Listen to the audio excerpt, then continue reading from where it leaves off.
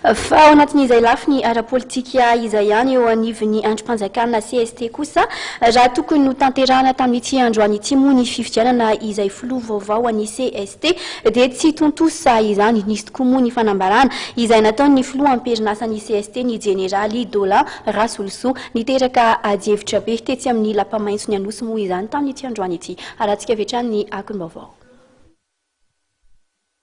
Tsy tanteraka amin'ny fifidianana izay filoha andimbony jeneraly Dolan Rasoloso eo amin'ny toeran'ny filohan'ny CST izay candidat filoham-pirenena. Taorian'ny ora maro dia nanao fanambarana amin'ny filohan'ny CST amperinasa ny jeneraly Dolan Rasoloso fa mijanona amin'ny filohan'ity androm-panjakana ity ny tenany mandra-pisin'ny baiko vaovao.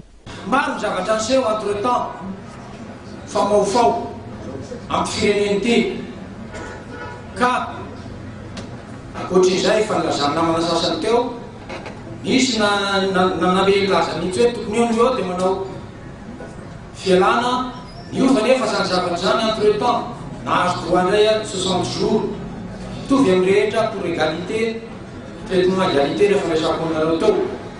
Mbola misy mitakosokosonao ihany amin'izao fotoana izao hitatsika ny zava-misy amin'ny firenena amin'ireo fifandraisana amin'ny zareo any ivelany miditra amin'ny fiainam-pirenentsika ka heveriko fa tsy prioritaire ny fialako amin'izao fotoana izao amin'ny zava-misy amin'ny firenena mijanona aho zay.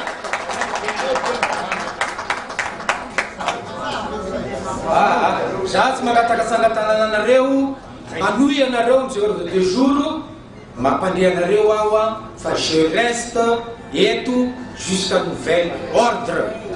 Nafana ny adievitra teo anivon'ny CST tamin'ity androany ity. Zara roa ny hevitra teto.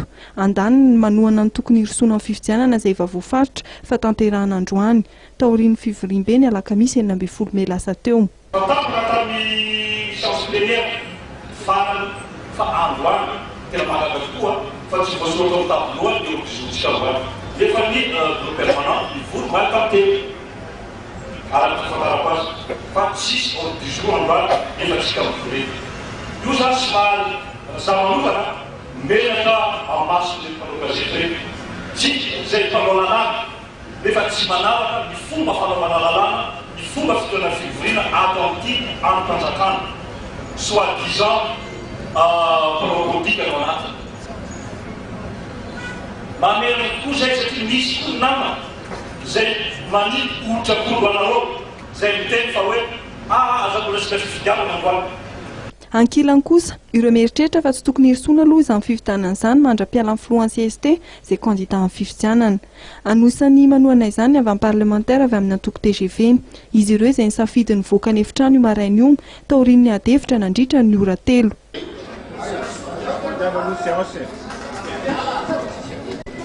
Ny antony aloha dia tsy manaraka lalàna zany zao zavatra ataonay izao. Ny antony zany dia izao le olona mbola tsy vacant koa le poste zany hoe mbola tsy ny démissionne le olona sady tsy sanatry hoe destitué donc tokony mbola avela aloha le olona efa démissionnaire zay vao tokony mirosa amin'ny resaka fifidianana. Raha manao ampitenenana zany dia ohatrany hoe olona mbola tsy vita divorce nefa dia fa te hampakabady. Taorian'ny fivorian'ny mpikambana ao amin'ny Bromaritra indroa sesiny atoandro teo dia miverina nanohy ny fivoriana ny mpikambana teo anivon'ny CST. Raha tsy nanatrika ny fivoriana ny jeneraly Dolan Rasoloso ny tapakandro maraina, ny hariva kosa ny nandray ny fitarihana ny fivoriana ny tenany ary namoaka ny fanapahan-keviny fa tsy hiala amin'ny toerany aloha mandra-pisiana.